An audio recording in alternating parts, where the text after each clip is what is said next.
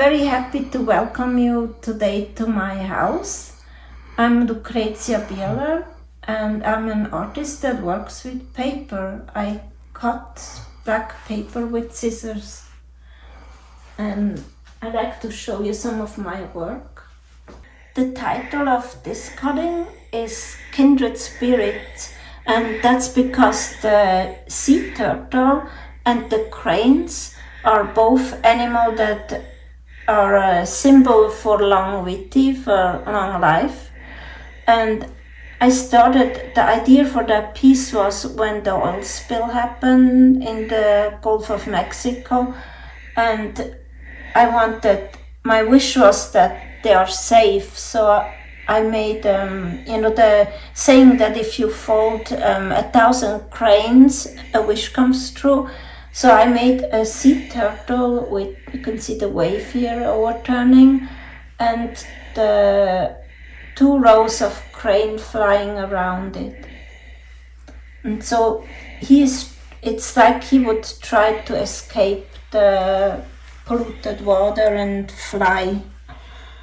This is an anhänger, and it's inspired by the Florida Keys. So you have a mangrove, the part of a mangrove tree that you see here. And I love to make the cuttings so that they stand away from the back. And I'm experimenting with trying to make it more and more that you have to consider that the paper is quite thin. I will show you later. But I tried to balance the way that I attach parts. Like here you have the branch and so I glue down the branch, but then not this part of the bird, and so it will stand out from the back and really allow the bird to cast beautiful shadow and look 3-dimensional. And in this image you can see like dragonflies, and then a crab, different fishes, and also a snail here at the bottom.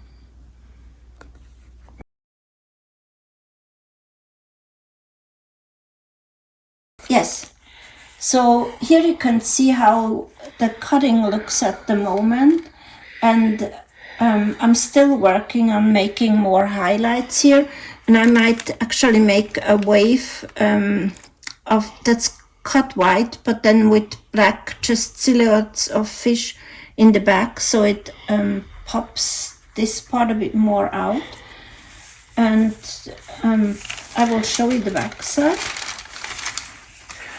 So it's gonna have many more fishes here, and then an ornamental border where I will use a lot of air bubbles that will be cut in a way that they form an ornament, so that it holds it beautifully together. And then at the bottom there will be laser cut corals that I thought I would have them, for example, similar to that, like when I have my hand here, so that they would hold it up like that and go left and right, for example, from the jellyfish.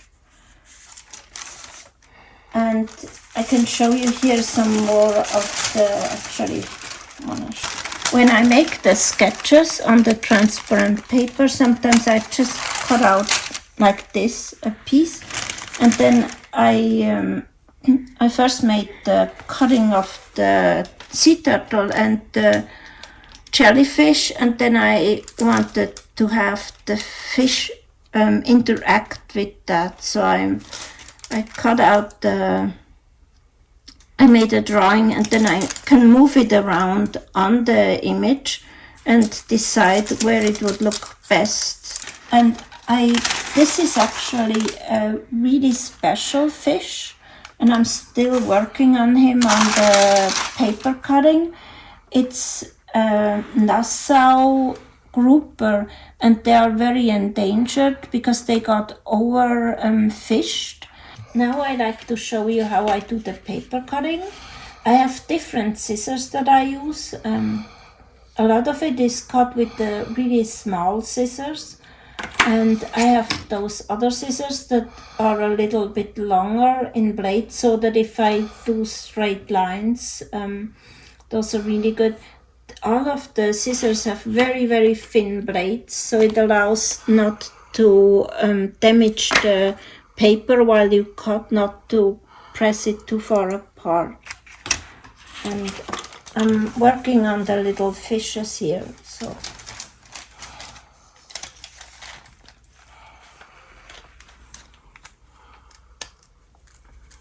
And while I'm cutting, I often turn the paper.